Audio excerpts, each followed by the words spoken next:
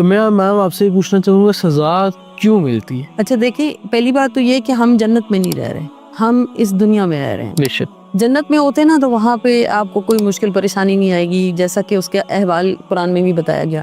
بالکل، لیکن دنیا ہے، دنیا میں بیمار بھی ہوں گے ہم، امتحان بھی آئیں گے، مشکلیں بھی آئیں گی، پریشانیاں بھی آئیں گی۔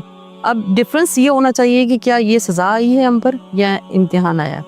سزا اور امتحان میں حضرت علی سے کسی نے پوچھا تھا کہ کیا فرق ہے، تو انہوں نے فرمایا کہ جو تکلیف تمہیں خدا کے قریب کر دے وہ امتحان ہے، اور جو تکلیف تمہیں خدا سے مزید دور کر دے اور گناہوں کے اور قریب کر دے تو وہ تمہارے لیے سزا ہے۔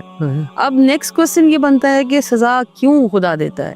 سزا دینے کی ریزن میں نے کہیں پر یہ ایک واقعہ پڑھا تھا کہ ایک ویٹ تھے، جو ڈاکٹر ہوتا ہے، جو اینیمل ڈاکٹر ہوتے ہیں، ان کے پاس نا ایک کوئی خاتون آئی اور وہ اپنا پالتو کتا لے کر آئیں اور انہوں نے کہا کہ یہ میرے پاس نہیں آتا، میں اس کو پیار کرتی ہوں، جتنا مرضی پچکارتی ہوں، یہ نہیں آتا میرے پاس، حالانکہ اس کو بیسٹ کھانا ملتا ہے، بیسٹ سہولت ملتی ہے، سب کچھ ہوتا ہے، لیکن یہ میرے پر نہیں آتا، اس کو چیک کریں، اسے کوئی بیماری ہے یا کیا ہے، لیکن یہ مجھے سمجھ نہیں آتی، میں جتنا اسے پیار کرتی ہوں یہ اتنا مجھ پر بھونکتا ہے اور آتا ہے اور یہ میرے پاس نہیں آتا ہے۔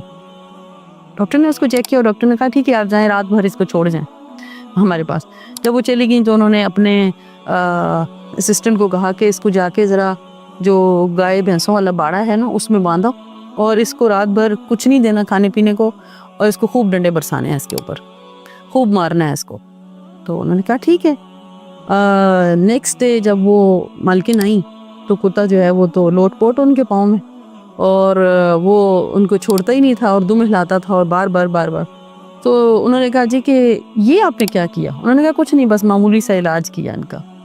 تو مورل آف دا اسٹوری یہ ہے کہ بعض اوقات خدا اس لیے بھی انسان کو سزا دیتا ہے کہ جب ہم اس کی نعمتوں کو فار گرانٹیڈ لے لیتے ہیں، جب ہم اس کے احسانات کو اپنا حق سمجھ کے وصول کرنا شروع کرتے ہیں تو پھر وہ تھوڑی سی لگامیں کس دیتا ہے۔ اس کے علاوہ کسی نے مچھلی سے پوچھا تھا کہ پانی کدھر ہے، تو اس نے کہا کہ مجھے نہیں پتا پانی کدھر ہے، تو اس کو پانی سے نکال لیا گیا۔ جب پانی سے نکالا گیا تو وہ تڑپنے لگی کہ میں تو نہیں بچوں گی، مجھے واپس پانی میں ڈالو۔ تو انہوں نے کہا کہ وہی پانی تھا جس میں تم زندہ تھی۔